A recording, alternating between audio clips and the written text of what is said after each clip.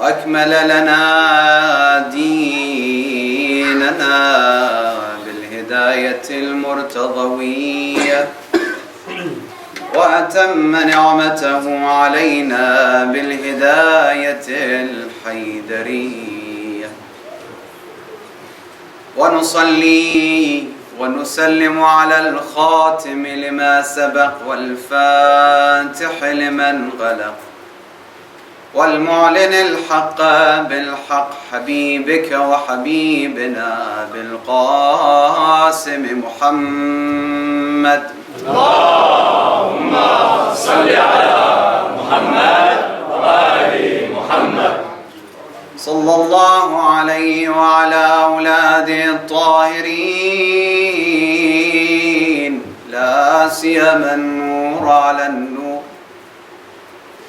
في طخياء الديجور والإمام المنصور والسراج المستور مهدي هذه الأمة وخاتم الأئمة إمام زماننا الحجة بن الحسن العسكري عجل الله تعالى فرجه الشريف اللهم صل على محمد وآل محمد قال الله سبحانه وتعالى في محكم كتابه الكريم بسم الله الرحمن الرحيم تلك الدار الآخرة نجعلها للذين لا يريدون علوا في الأرض ولا فسادا والعاقبة للمتقين زينوا مجلسكم بذكر محمد وآل محمد اللهم صل على محمد وآل محمد. Il y a 2 semaines, nous avons commencé notre discours sur Unwan al-Basri. Et comme je vous ai dit, peut-être certains ils sont pas présents, ils n'étaient pas présents la semaine dernière ou avant, un homme de 94 ans, mais il avait toujours l'espoir de se changer, de se perfectionner. Et il est parti avec l'histoire que je racontais, je ne vais pas tout reprendre. Celui qui n'était pas là, il faut absolument, pas il faut obligatoirement, mais logiquement, ça mérite de partir voir Unwan al-Basri. C'est quoi son histoire? Et pourquoi cet homme, il cherchait Imam al-Sadiq et il a abandonné Anas bin Malik? Et pourquoi l'imam al-Sadiq alayhi salam, dès qu'il l'a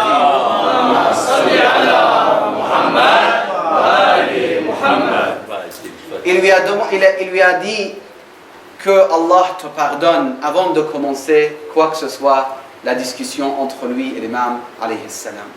Et juste après, l'imam il lui a fait un dua et lui il était au niveau parce qu'il a dit si l'imam il m'a fait ce dua, ça me suffit largement, même si je ne serai pas parmi les élèves de l'imam.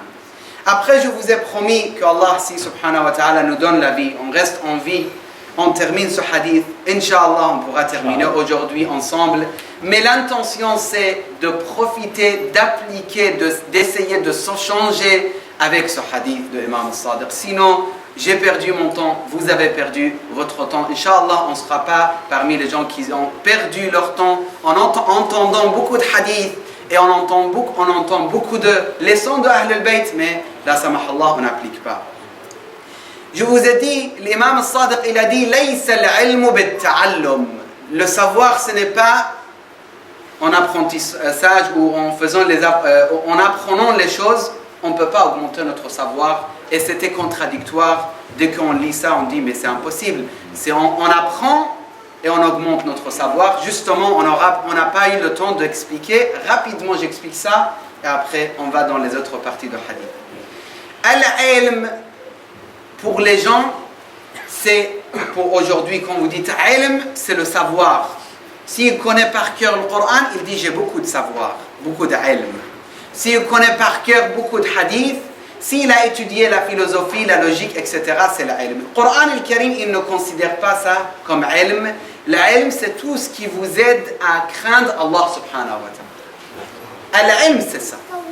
Maintenant, peut-être le fait de regarder, par exemple, regarder un alim, ça augmente votre taqwa. C'est une sorte de ilm. C'est une sorte de ilm. Le fait de visiter Abu Abdullah al-Hussein bi Karbala, sallallahu alayhi wa sallam. Allahumma salli ala Muhammad wa ali Muhammad. Ça augmente votre savoir. Pourquoi? Parce que l'amour de Ahl al-Bayt, ça donne le baraka pour comprendre les choses dans ce bas monde. Etc. etc. L'imam al-Sadiq, il a dit Laysa al-ilmu bit-ta'allum, innama. Certainement, c'est une lumière qu'Allah il le donne à celui qui mérite. Après, il a dit il y a 3 choses pour comprendre l'ilm, pour être le vrai serviteur d'Allah subhanahu wa ta'ala. Il y a 3 points. Premier point, et aujourd'hui, on est rentré dans le sujet le plus important dans notre hadith. Première chose, أن لا يرى العبد لنفسه فيما خوله الله ملكا. Un serviteur de Dieu qui veut avoir l'accès au vrai savoir, il ne doit pas se croire propriétaire. On a expliqué ça la semaine dernière. Je passe. لأن العبيد لا يكون لهم ملك يرون المال مال الله يضعونه حيث أمرهم الله به أن يضعوه. J'ai rajouté un يضعوه. Dans le hadith, il n'y a pas. Donc, l'abid, un serviteur, un esclave, on va dire. Vous savez, al-abdu wa ma yamliku li mawlah. C'est une phrase très très connue. Dans la jurisprudence, celui qui étudie l'Um'a ou dans des autres livres de jurisprudence approfondis, il dit al-abdu wa ma yamlik li mawlah. Ça veut dire, l'esclave et tout ce qu'il a comme bien, c'est à qui? Son maître. Al-abdu wa ma yamlik. Pas que tout ce qu'il a, c'est à son maître. Lui-même, il est à son maître. Si tu te crois, tu te considères un vrai abd d'Allah subhanahu wa ta'ala, est-ce que tu te considères vraiment propriétaire? Non, tu ne peux pas te considérer propriétaire. Pourquoi l'imam Sadiq alayhi salam, il explique. Il dit, parce que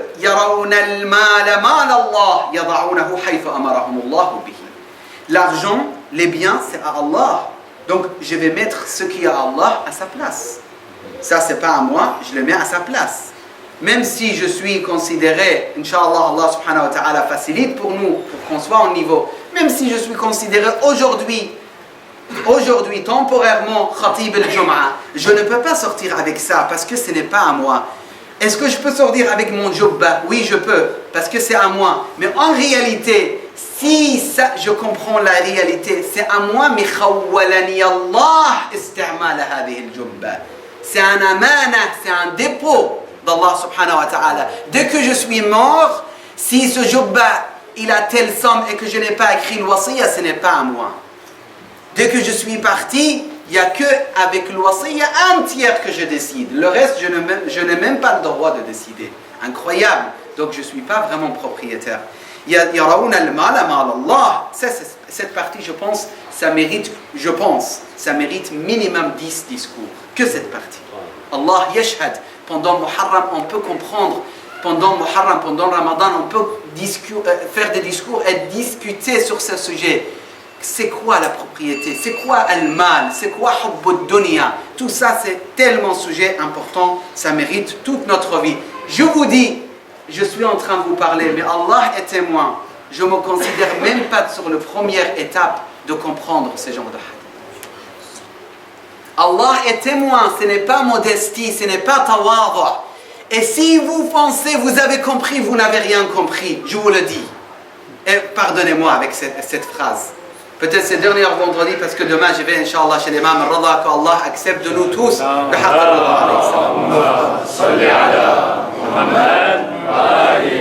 Deuxième partie, وَلَا يُدَبِّرُ الْعَابْدِ لِنَفْسِهِ تَدْبِيرًا. On fait des programmes. Qu'est-ce qu'il veut dire l'imam Rada? Allah yudabbir al-abd nafsihi tadbira. Tu fais pas des plannings comme si c'est ça et c'est tout. Je suis étonné quand je vois un jeune homme, je dis, tu es marié? Il dit, non cher, moi je termine mes études jusqu'au master, après je travaille 2 ans, et juste après j'achète un appartement, ahsantum, et après j'achète un appartement, et juste après je vais me marier, et quand je me marie, j'aurai que 3 enfants, parce qu'avec la voiture 5 places c'est très bien, je ne vais pas avoir cette place, etc., etc. C'est incroyable. Il croit vraiment, lui, il peut choisir tout ça?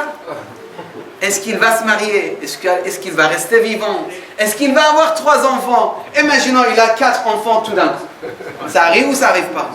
C'est lui qui décide? Combien on connaît des gens qui ont décidé des choses, ils ont programmé des choses, après, c'est quoi le problème de programmer? Non, nous on est d'accord, il faut programmer des choses, mais en général, et mettre dans les mains d'Allah subhanahu wa ta'ala.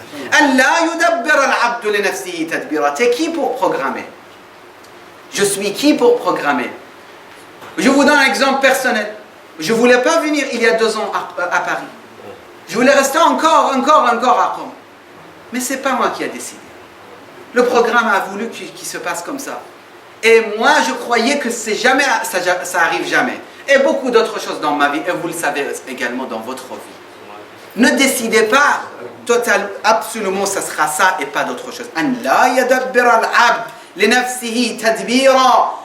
3e point, wa jumlatu ishtighalihi fima amarahu ta'ala bihi wa nahahu an. La majorité du temps de sa vie, il le dépense pourquoi? Le temps, il dépense pourquoi son temps, sa vie? Pour appliquer ce qu'Allah a dit et pour s'éloigner de ce qu'Allah a interdit.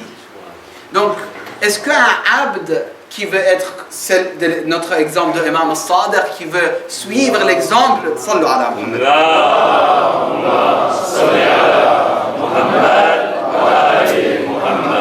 Est-ce que ce abd, après Salat al-Jum'a, il va dépenser 30 minutes pour faire médisance? Est-ce que ce abd, avant Salat al-Jum'a, pendant le chemin, il va dépenser 30 minutes au téléphone pour faire fitna et poser des problèmes entre les frères et entre les associations, entre les ulama, entre les mu'ammamin, etc., etc. À chaque moment, il réfléchit. Ce que je suis en train de dire, c'est pour Allah ou pour mon nafs? C'est pour Allah ou pour que je défende ma famille? Pour Allah ou pour mon intérêt, etc., etc., etc. Après, l'imam, alayhi salam, il dit « Fa'ida ».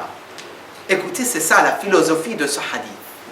L'imam toujours parle ici. Salawatullah wa salam.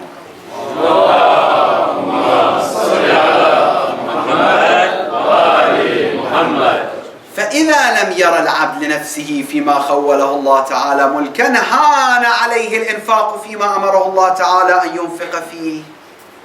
Donc, s'il n'est pas propriétaire, il a peur de dépenser, il n'a pas peur. Vous vous rappelez de l'histoire de la semaine dernière de Sour, Medina Sour, en sud de Liban, l'homme qui ne voulait pas donner et l'homme qui l'a attaché, le alim, il l'a attaché.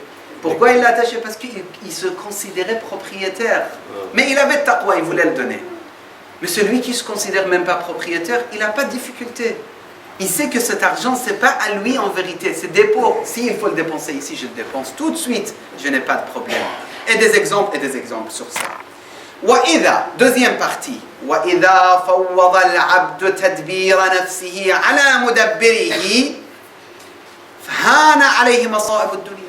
Si, sur deuxième point, si la personne il dit, c'est pas moi qui vais organiser tout, moi je vais organiser en général. Je vais dire, je suis en France pendant 5 ans, je vais faire mes études, après je vais rentrer chez moi, je vais travailler, il n'y a pas de problème. Mais finalement, je dis, Ya Allah, toi décide pour moi ce qui est meilleur. Allahumma anta thiqati wa raja'i. Moi, je ne comprends pas ce qui est bien pour moi, ce qui est mauvais pour moi. Il y a des gens qui sont restés au Hawza, ils sont devenus diables. Il y a des gens qui sont restés au Hawza, ils sont devenus anges, et même meilleurs qu'un ange. A'la martabatan min al. Ce n'est pas triste si je suis en France et je n'ai pas eu l'occasion d'être à Najaf, par exemple. Si c'est ce qui est décidé pour moi, c'était ça. Laissez Allah décider pour nous. Pas nous, on décide pour qu'est-ce qu'on aura, etc., etc.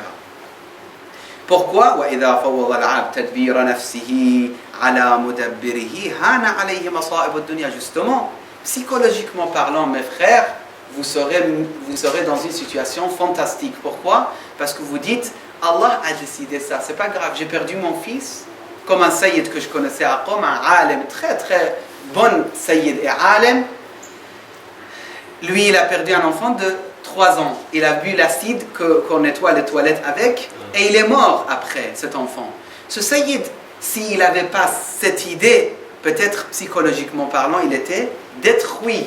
parce que c'était le meilleur enfant qu'il a eu. En tout cas, l'histoire est longue, je ne vais pas dépenser le temps sur ça. Mais ce Sayyid, il a dit wa ufawwadu amri ila Allah, hasbi Allah wa ni'mal wakil. Si Allah a voulu ça, moi j'accepte exactement la phrase que Sayyid al-Shuhada bi abi huwa ummi Abu Abdullah al-Hussein, quand Ali Abdullah al-Radi' ou Ali al-Asghar, ça dépend de hadith et de riwayat, il y a différentes riwayat, il était égorgé dans ses bras, il a dit hawwana alayya ma nazala bi annahu bi'aynillah.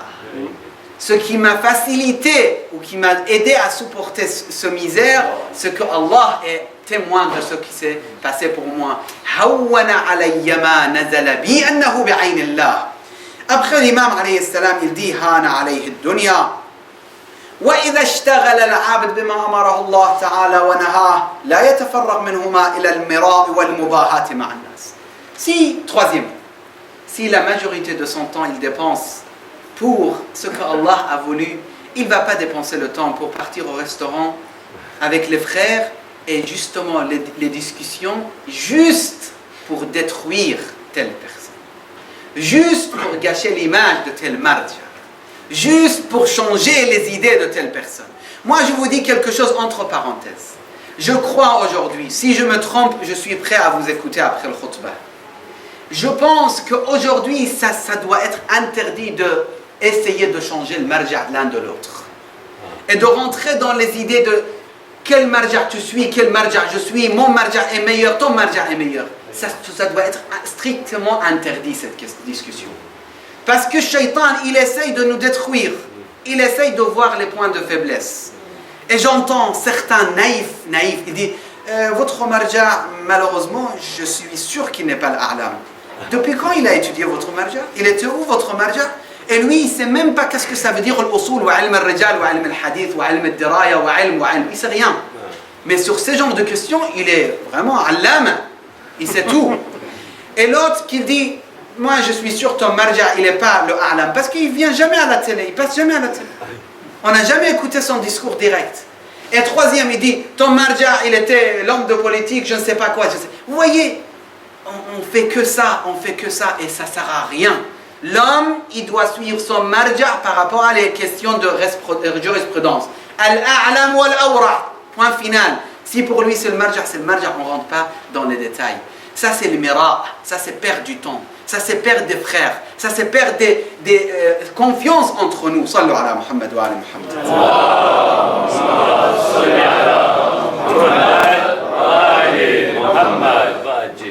Après il dit, fa'idha, ça va terminer le hadith. فإذا أكرم سبحانه وتعالى نعم أكرم الله العبد بهذه الثلاث. Si les trois points, maintenant vous allez me dire c'est quoi les trois points?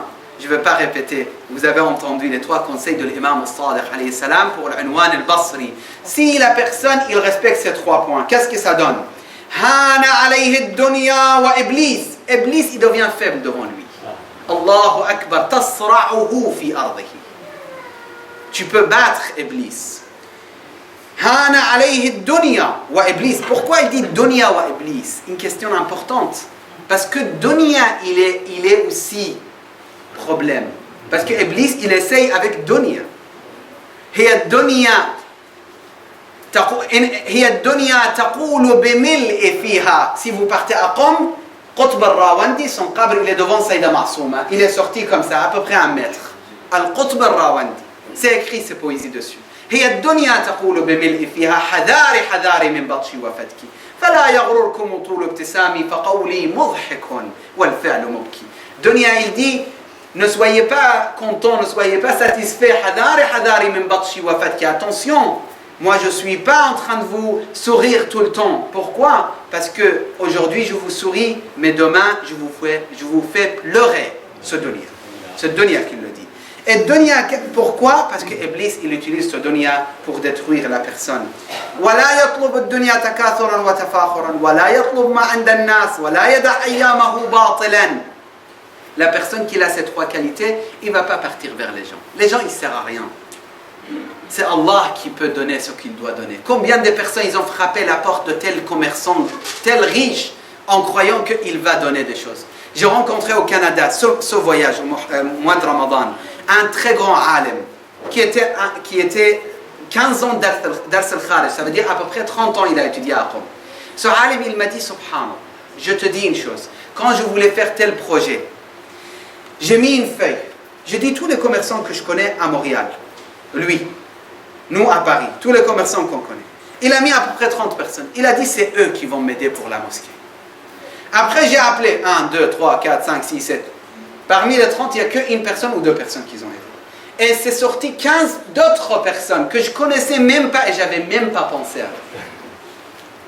Comme si Allah il veut dire, ne crois pas, tes connaissances, ça fait quelque chose. C'est Allah qui envoie si tu as la sincérité. Il m'a dit la liste, je l'ai mis à côté, j'ai vu, c'était autre chose qu'il fallait suivre. Sallu ala Muhammad wa ali Muhammad. Salli ala Muhammad wa ali Muhammad. L'imam al-Sadiq alayhi salam, il dit Fahada. Salli ala Muhammad wa ali Muhammad. Tout ce qu'on a parlé, tout ce qu'on a expliqué, qui est tellement difficile à appliquer. Encore, je vous répète, ne croyez pas vous pouvez appliquer ce hadith aujourd'hui, demain, ça y est, c'est fini. Pour musculation, vous dépensez 2-3 ans pour avoir un beau corps. Pour la spiritualité, il faut compter pour 20, 30, 40, toute une vie. Toute une vie pour la spiritualité. Et celui qui croit, ça y est, j'ai arrivé, je suis arrivé où j'ai réussi, c'est le début de la fin en fait. C'est le début de la chute. C'est chute. Il est dans le chute. Parce que ça y est, chute. Parce qu'il a cru qu'il est en train de monter en vérité. Imam il dit Hada, tout ce que je t'ai raconté. Awwalu darajat at-tuqa. Les premières étapes de Torah, de piété, c'est là. Tout ce que je vous ai expliqué, tout ce que l'imam nous a expliqué, et nous, peut-être on n'a même pas exactement compris. قال الله تعالى تبارك وتعالى تلك الدار الآخرة نجعلها للذين لا يريدون علوا. Tu veux être chef, tu n'es pas en train de chercher l'au-delà. Tu veux être responsable, tu n'es pas en train de chercher l'au-delà. Tu veux absolument diriger la prière, tu n'es pas en train de chercher l'au-delà. Tu veux absolument toi-même te présenter en tant que chef ou président de l'association, tu n'es pas en train de chercher l'au-delà. Allah le sait, je m'adresse à personne. C'est général, vraiment général ce que je dis. تلك الدار الآخرة نجعلها للذين لا يريدون علوا في الأرض ولا فسادا والعاقبة للمتقين. أقول قولي هذا وأستغفر الله لي ولكم. بسم الله الرحمن الرحيم. والعصر إن الإنسان لفي خسر إلا الذين آمنوا وعملوا الصالحات وتواصوا بالحق وتواصوا بالصبر. أعوذ بالله السميع العليم من الشيطان الرجيم. بسم الله الرحمن الرحيم. اللهم صل وسلم وزد وبارك على صاحب الدعوة النبوية محمد. اللهم صل على محمد وآل محمد. والصولة الحيدرية علي أمير المؤمنين.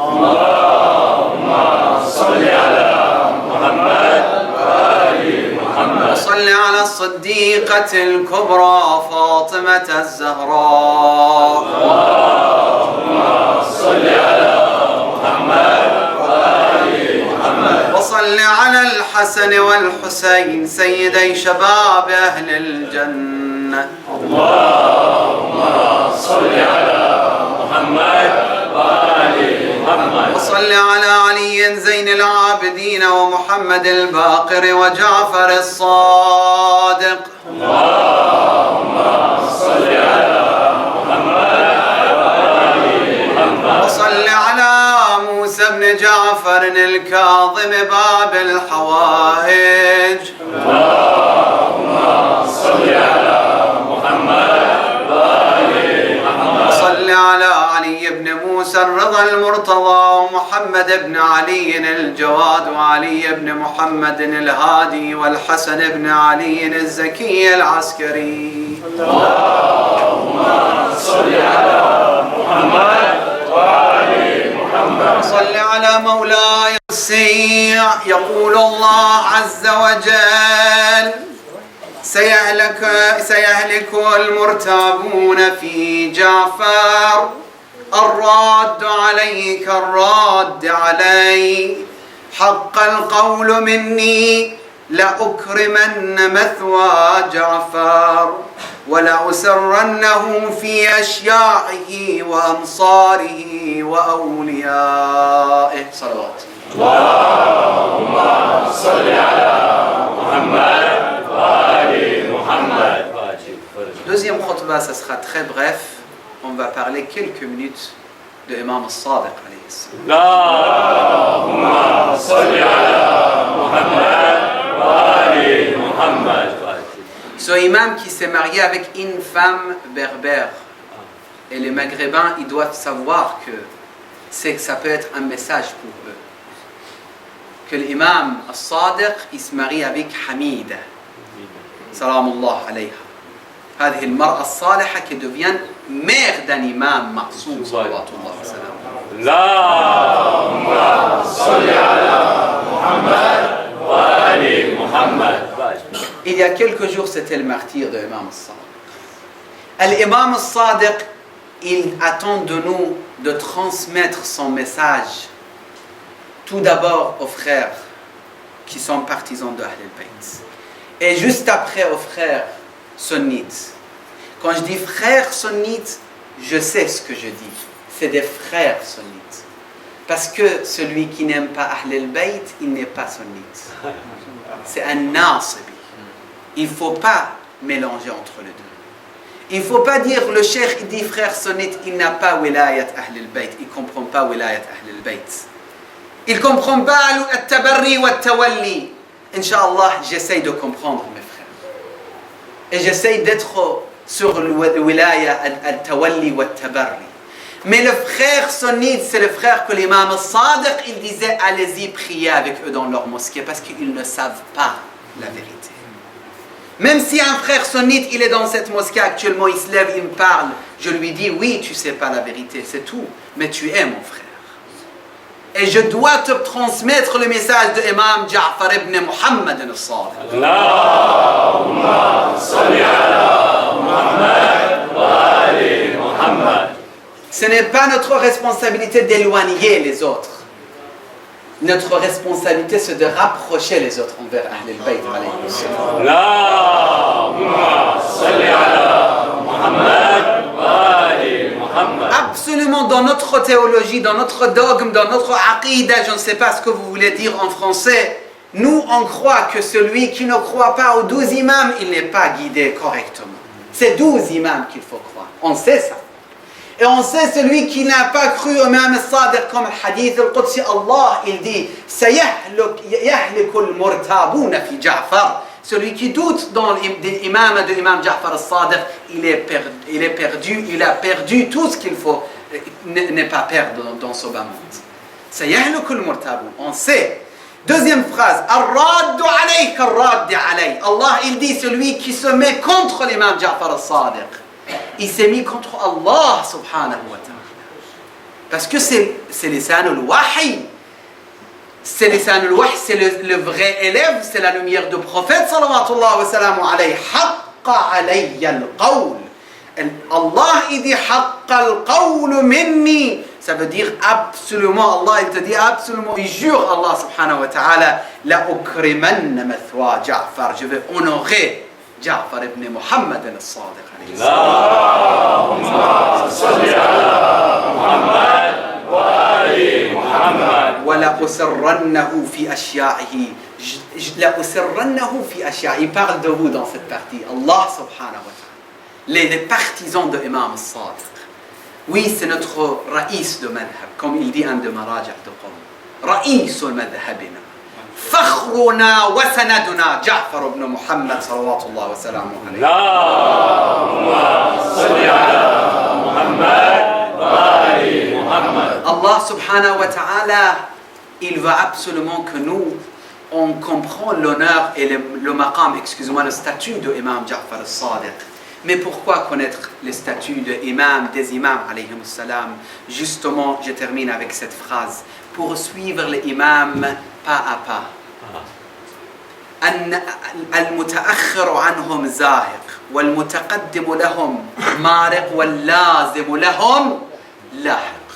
ni dévancer, ni derrière, ou retarder, ou je ne sais pas, rester derrière. C'est avec l'imam alayhi salam. Si l'imam nous a dit faites de telle manière, on fait exactement de telle manière. C'est ça al-wilaya al-haqiqiyya l'imam alayhi salam. Celui qui dit moi je ne trouve pas la différence entre l'imam al-Sadiq et Anas ibn Malik, je suis désolé, il est égaré. Celui qui dit je trouve que l'imam al-Sadiq il est l'imam al-wali, d'accord? Et maintenant je vais commencer à insulter et dévoiler et je ne sais pas maudire et faire tout ce que je veux faire, je vais lui dire tu n'es pas en train de suivre l'imam al-Sadiq. Allah est témoin. التقية si vous l'étudiez chez l'imam al-Sadiq, vous comprenez comment vous comportez. أقول قولي هذا وأستغفر الله لي ولكم وصلى اللهم على سيدنا محمد وآله الطاهرين. اللهم صل على محمد وآل محمد. اللهم اغفر للمؤمنين والمؤمنات والمسلمين والمسلمات الأحياء منهم والأموات. تابع بيننا وبينهم بالخيرات إنك مجيب الدعوات إنك غافر الخطيئات إنك على كل شيء قدير. وصل اللهم على سيدنا محمد وآل الطاهرين.